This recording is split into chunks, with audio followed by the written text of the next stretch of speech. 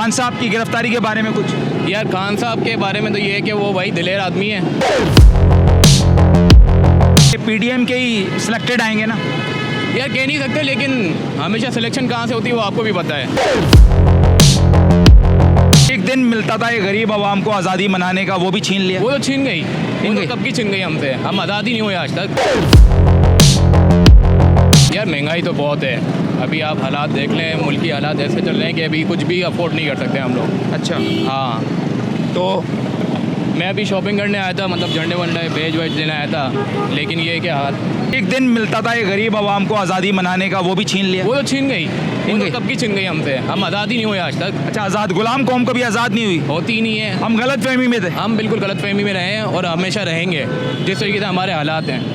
बस कुछ बेहतरी की तो तवक्को हमें नजर ही नहीं आ रही ना। निगरान हुकूमत आ रही है, पता नहीं क्या कह सकते हैं वो उनके इनके बाप हैं, बारे में। वो और कुछ लेके आ जाएंगे नया।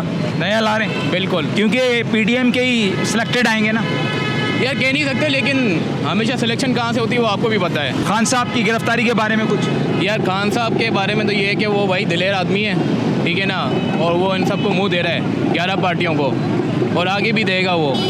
लेकिन दुआ है उनके लिए कि वो जल्द से जल्द रिहा हों और हमारे दरमियान हो, ताकि वो हमें ये आज़ादी नसीब फरमाएँ। आने वाले इलेक्शन में वोट यार आने वाले इलेक्शन में पीटीआई खान साहब को। खान साहब को, वोट खान साहब का है। प्यार करते हैं खान साहब से? बिल्कुल, बेहद